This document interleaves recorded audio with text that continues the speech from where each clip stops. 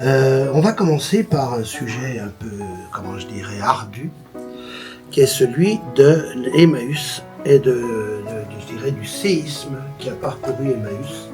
Alors, c'est vrai, je crois, ce qu'il faut dire d'emblée, c'est que les révélations sur la vie de l'abbé Pierre, sur sa vie personnelle, ont impacté le mouvement d'une manière excessivement violente au mois de juillet. Alors, si on fait un petit peu le calendrier de ce qui s'est passé, en fait, cette affaire a été révélée à partir du moment où une victime a témoigné auprès de sœur Véronique Margron. Et sœur Véronique Margron est la présidente des religieux et religieuses de France. Et lorsqu'elle a reçu ce témoignage, elle a pris contact avec la direction d'Emmaüs France. Et le premier point, je crois, et qu'il est très important de souligner, c'est que tous les dirigeants d'Emmaüs France ont écouté cette intervention de sœur Véronique Margron et ont décidé d'écouter la victime. Et cette première victime, elle a donc été écoutée par une délégation d'Emmaüs France, le président et le bureau.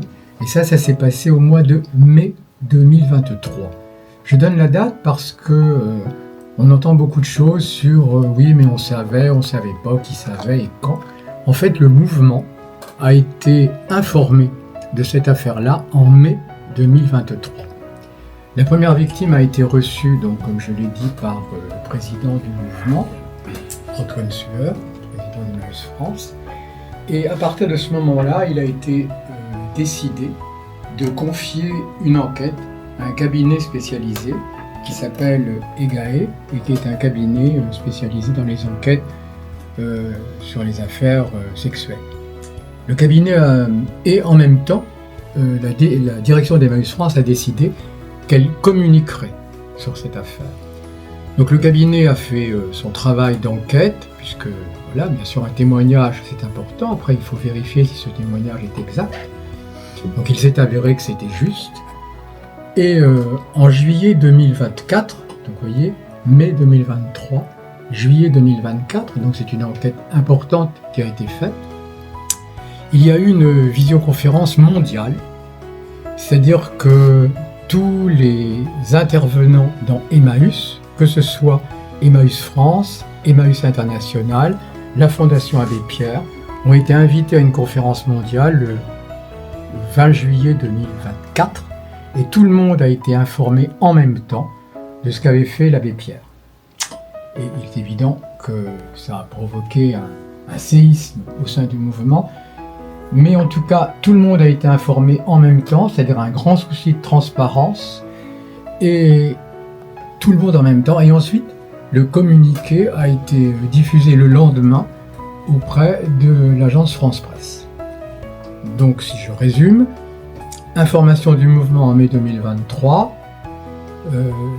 communication auprès de l'ensemble des intervenants auprès d'Emmaüs dans le monde entier, diffusion du communiqué, et bien entendu, poursuite de l'enquête sur le comportement de l'abbé Pierre dans sa vie dans sa vie pastorale et dans sa vie entière.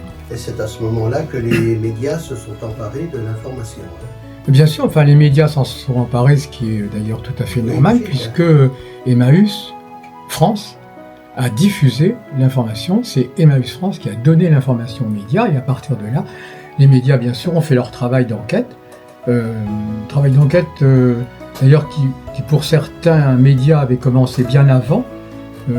J'ai en mémoire l'enquête d'une journaliste de France Inter, pour ne pas la nommer, qui a fait une enquête pendant 7 ans, donc c'est dire que ça a remonté déjà très loin. Sauf que dans ce domaine-là, il faut avoir des preuves. On ne peut pas accuser sans être sûr des témoignages que l'on a. Et cette journaliste a eu le professionnalisme d'attendre, d'avoir les informations nécessaires pour diffuser son reportage. Et c'est ce qui fait d'ailleurs qu'entre juillet 2024 et septembre 2024, après ces révélations, il y a eu d'autres témoignages qui sont arrivés, au départ, il y a eu 7 témoignages, et fin septembre 2024, 24 témoignages étaient arrivés du même ordre, et on va dire de plus en plus grave, si on peut dire. Voilà, et bien entendu, ça continue, puisque l'enquête continue.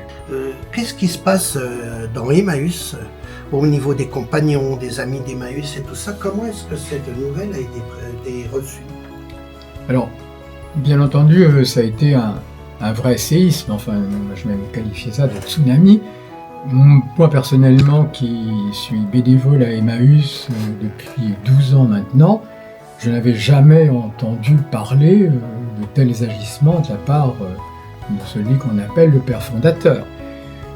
Alors j'ai lu un certain nombre de brochures, notamment un livre que l'abbé Pierre lui-même avait écrit. Donc l'abbé lui-même avait reconnu dans ses écrits qu'il avait eu des aventures, mais bien entendu c'était des aventures consenties, ce qui n'a aucun rapport avec ce qui est dévoilé maintenant et qui sont loin d'être des aventures consenties.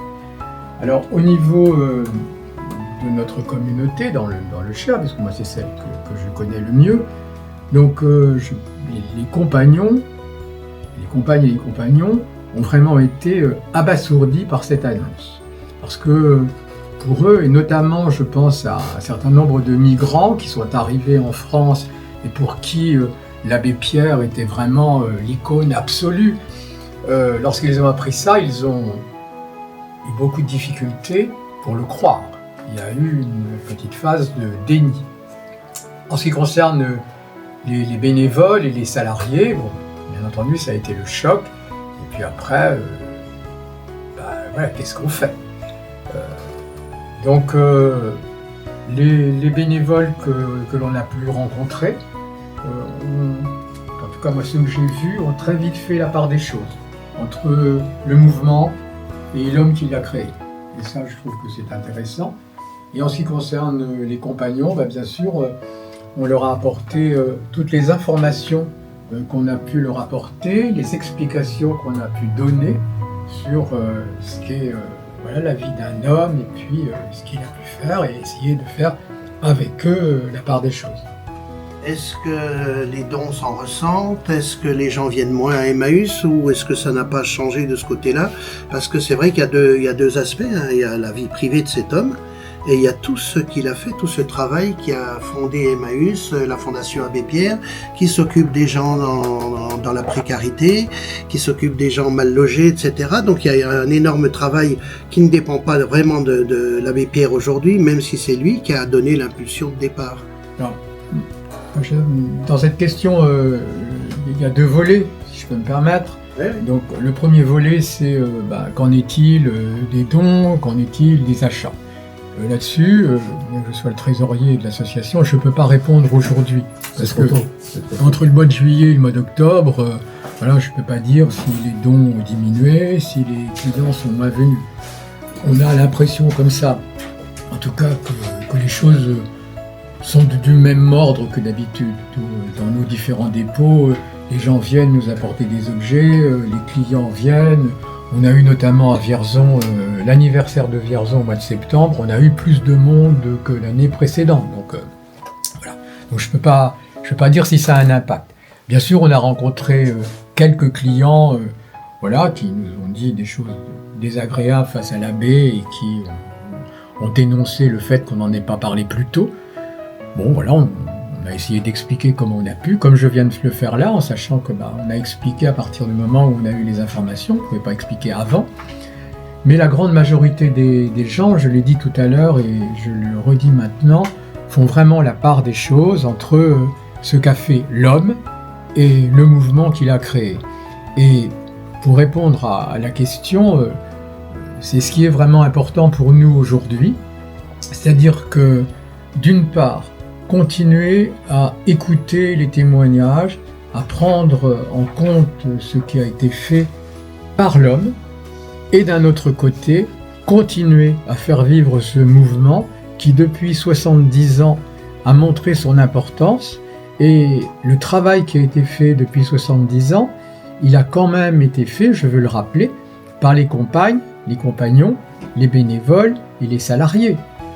L'abbé Pierre, il a eu l'initiative du mouvement, mais c'est quand même toutes ces autres personnes qui l'ont fait vivre. Cela étant, je ne nie pas non plus le fait que nous avons utilisé l'image de l'abbé Pierre pour mettre notre mouvement en avant. Donc il est, je crois, de notre devoir aujourd'hui de bien expliquer que le mouvement créé doit perdurer parce qu'il a toute sa nécessité quand on voit les difficultés en matière de logement et les difficultés des gens qui n'ont plus rien, qu'on a toute notre place, mais d'un autre côté, on ne doit pas exclure d'expliquer ce que l'abbé Pierre a fait et qui est complètement répréhensible. Je tiens à préciser quand même, n'étant pas moi-même catholique d'ailleurs, que beaucoup vont dire oui, c'est la faute à l'Église catholique. Dans la réalité, on retrouve ce même problème des abus de pouvoir des coachs en sport, des moniteurs de colonies de vacances, des enseignants, etc. Et qu'il y a toujours le même mécanisme d'étouffoir qui se met en marche. Donc ça sera bien qu'il y ait une vraie réflexion sur qu'est-ce qui fait qu'on arrive à étouffer toutes ces histoires, parce que au bout du compte, heureusement qu'à un moment vous avez pris une décision courageuse, mais en attendant il y a quand même une question, comment faire pour que ça ne se reproduise pas, et est-ce que c'est possible seulement? Donc on le verra. Au-delà du fait que ça ne se reproduise pas, c'est stopper quand on s'aperçoit que quelque chose se passe, ne pas laisser faire en sorte que perdurent les choses. Voilà. C'est surtout ça. Du courage Très important. Des chiffres simples, 735 morts à la rue en 2023, en 2022 c'était 624, donc les chiffres explosent. Les derniers chiffres en 2023, une estimation de 330 000 personnes à la rue.